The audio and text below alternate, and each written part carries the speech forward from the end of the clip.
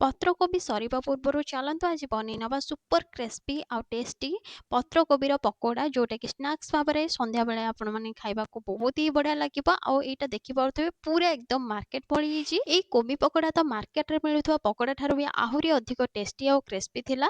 ତ ଚାଲନ୍ତୁ ଆଜିର ଏହି ପକୋଡ଼ା ରେସିପିକୁ ଷ୍ଟାର୍ଟ କରିବା। ନମସ୍କାର, ମୁଁ ରାଜେଶ୍ୱରୀ ସ୍ୱାଗତ କରୁଛି ଆପଣମାନଙ୍କୁ ଶ୍ରୀକ୍ଷେତ୍ର ବୋହୂ ରାଜେଶ୍ୱରୀକୁ। ଆଶା କରୁଛି ଆପଣମାନେ ବହୁତ ବଢ଼ିଆ ସେ ବିନ୍ଦାସରେ ଥିବେ। ତ ଚାଲନ୍ତୁ ଆଜିର ରେସିପି ଷ୍ଟାର୍ଟ କରିବା ଆଉ ଲେଟ୍ ନ କରିକି। ତ ଆଜିର ଏହି ରେସିପି ଭଲ ଲାଗିଲେ ଭିଡ଼ିଓକୁ ବହୁତ ମାତ୍ରାରେ ନିଶ୍ଚୟ ଲାଇକ୍ କରିବେ ଆଉ ଚ୍ୟାନେଲକୁ ସବସ୍କ୍ରାଇବ କରିବା ପାଇଁ ବିଲକୁଲ ବି ଭୁଲିବେନି।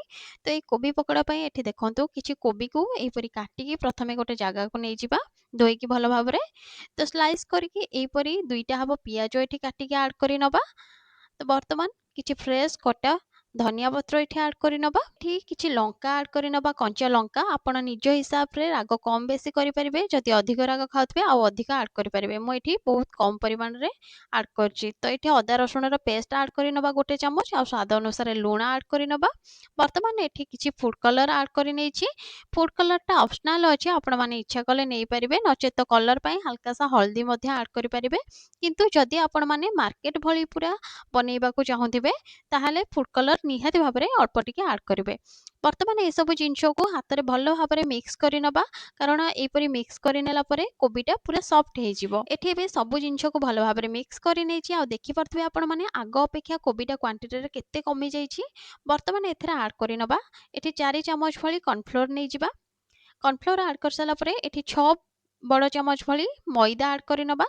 ଧ୍ୟାନ ରଖିବେ କର୍ଣ୍ଣଫ୍ଲୋର ଯେତିକି ନେବେ ତାର 2-3 ଚାମଚ ନିହାତି ଅଧିକ ମଇଦା ଆଡ୍ କରିବେ, କାରଣ ମଇଦାଟା ଅଧିକ ଟିକେ ନେବା ଦ୍ୱାରା କୋବିଟାକୁ ବାଇଣ୍ଡିଂ କରିବାରେ ସେଟା ହେଲ୍ପ କରିଥାଏ। ତ ବର୍ତ୍ତମାନ ଏସବୁ ଜିନିଷକୁ ମଧ୍ୟ ଭଲ ଭାବରେ ମିକ୍ସ କରିନେବା ଆଉ ଧ୍ୟାନ ରଖିବେ ଏଥିରେ ପାଣି ବିଲକୁଲ ବି ଆଡ୍ କରିବେନି। ପାଣି ଯଦି ଆଡ୍ କରିବେ ତାହେଲେ ପକୋଡ଼ା ବିଲକୁଲ ବି ବନିବନି।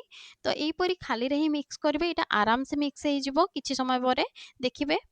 ତ ଦେଖିପାରୁଥିବେ ବିଲକୁଲ ବି ପାଣି ଆଡ୍ ନ କରିକି ଏଇଟା ଆରାମସେ ମିକ୍ସ ହେଇଯାଇଛି ଭଲ ଭାବରେ। ଏହିପରି ବାଇଣ୍ଡିଂ ହେବା ନିହାତି ଦରକାର।